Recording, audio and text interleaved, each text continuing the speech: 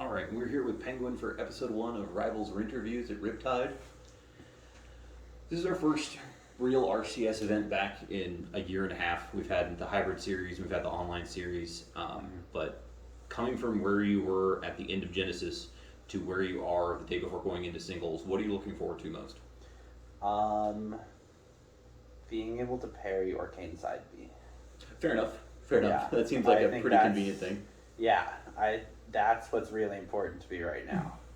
I played Zaro and Starbucks in doubles, and Cake and I both at the start of the set were parrying every side B like a little bit early and getting hit by it. If you watch the first game, we both missed 3 parries in a row and then never miss a parry again. So it's going to be a little bit of the climate change and the difference between primarily playing online and offline. Obviously, there has been a change and altering to the meta throughout our quarantine period. Everybody's been playing for a year now online. What do you think was going to stay the same? What do you think? What do you expect to kind of return to norm from what we've seen from online development? I don't necessarily think the meta changed at a top level. I think people just started to catch up. I like improved at the same rate I was like pre-quarantine, and don't see myself doing anything particularly different or special besides I've found a few new little combo trees that I can do and a little bit better at execution on those types of things. But I don't think at a top level things have really changed. We have new people, but that doesn't necessarily mean the meta changed. That just means some people stopped playing and other people started playing. Fair. So I don't think there's anything particularly different besides the normal online versus offline. You can react and whatever else. But well, speaking of the new names and new players involved, is there anyone in particular that you're looking forward to playing? And as a two-part, is there anyone you specifically prepared for in your bracket path? No one I prepared for, because I've often found if you prepare for someone, you forget about the people that are on the way to there, and then you end up losing. Or I've had to talk to a lot of mid to upper level players about this, where somebody's playing Zaro or Cake or someone, and they're like, oh, I think I have a chance, I'm really gonna practice trying to beat them. And then so they get to there because they work out the bracket up to that point, and then they try really hard to win that set, but it's still Cake or Zaro, and Cake or Zaro ends up winning, even if it's close. It'll be a close set, but then they'll win, and then the person who lost will immediately lose in losers because they set themselves up so high and then dropped and then didn't get their bearings again before playing. So between stuff like that and the one time where I was oh, I'll practice for whoever, I then lost my set right before that because I had completely forgotten that it was Genesis 5. I had to play Cake. I was oh, I'll warm up for Cake, I'll practice for Cake. Then I had to play LPO and just lost immediately this round before. So I try not to really warm up for specific people, and then it also helps my normal friendlies warm up is also with the only other person I have to beat to win a tournament. So Fair. yeah, it's two. There's only, for me, I have to beat 2 other guys and then I win a tournament. Everyone else is on the way. With this being one of the first events back, and obviously being the first major event back as part of the RCS kickoff, I have another two-part question for you. Who do you expect to overachieve past their seeding point? Yeah. And who do you think is the best candidate to possibly buster out below their seeding point? Okay.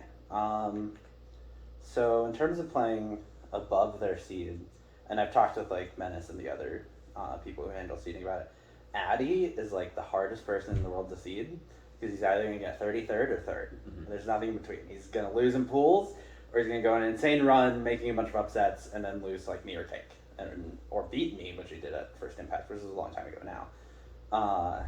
So I think if anyone's going to way overperform their seed, it's Addy. And then underperform their seed, Bagel already tweeted about DQing. If he DQs, then there's that. Then Bagel's convinced he's going to get 33rd, and he wants to DQ because he doesn't want the memory of this event to be soiled because he's an idiot and isn't going to have anything to do tomorrow. Other than that, I don't think there's anyone who's going to massively underperform, but I didn't analyze bracket too hard beforehand. I tend, Sure. literally when the bracket comes out, I skip to top 8, hit projected, and see what that says, and don't really look at anything else. So speaking of, one of the players that you have along the way to top 8 actually is Adi. Mm-hmm. How do you expect that to go? Is it against? Do I play Audi? You do. Oh, that changed recently then. Because I remember I played like somebody and then Halite, I think. Yeah, it's Highlight dropping is what Yeah. changed it. Okay.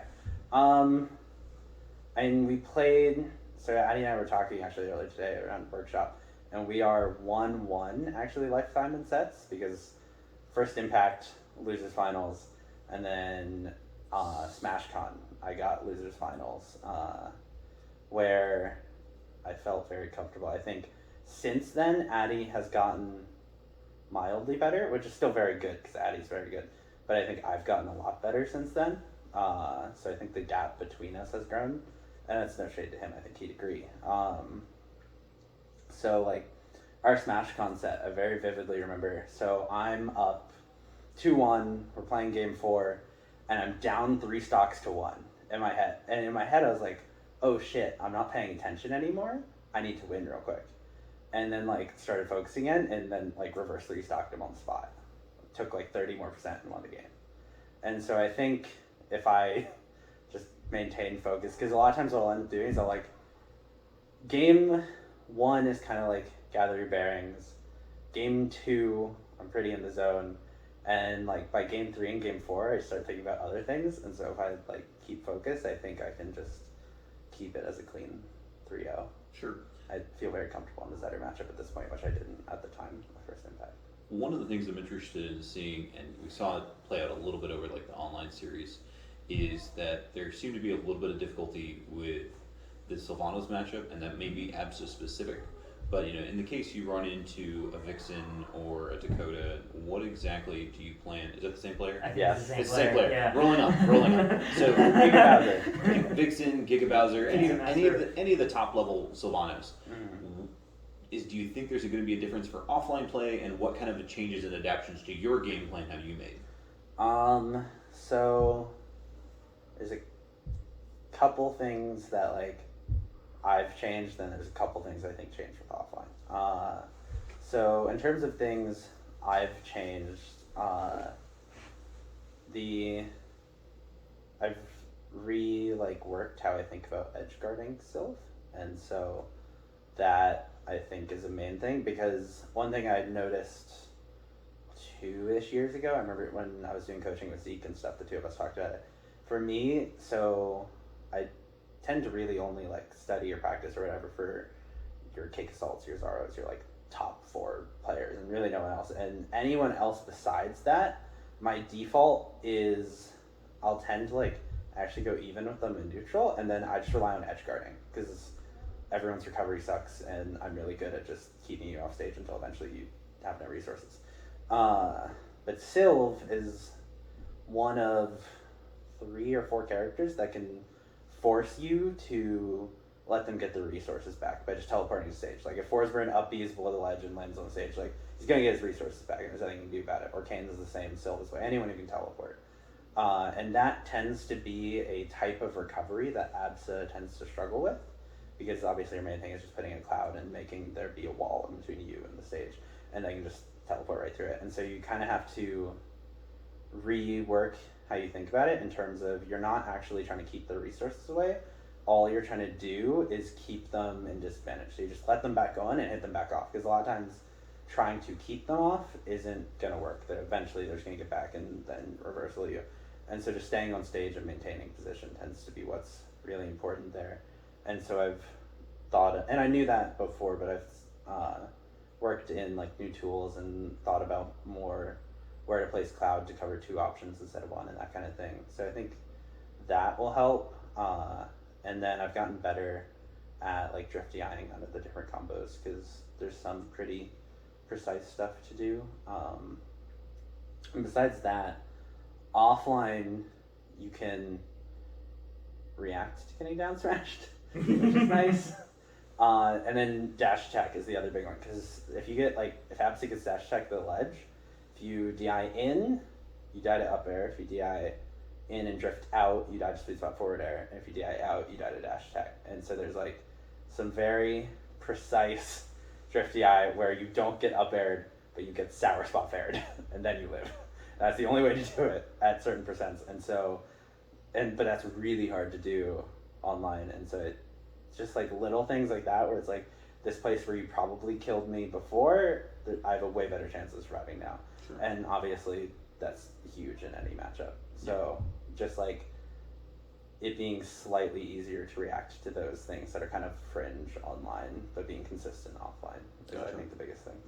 And kind of more of an aside now than anything else, as we're leading towards the 4 new characters being added, if you had to drop Absa and pick up one of the new characters, who would it be and why?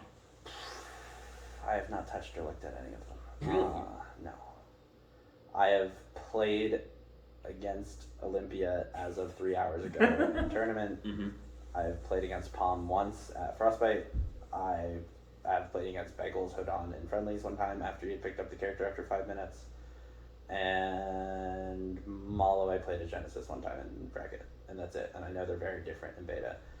But I guess in terms of what I've seen from them, Palm is probably the closest to what I normally like. Mm-hmm.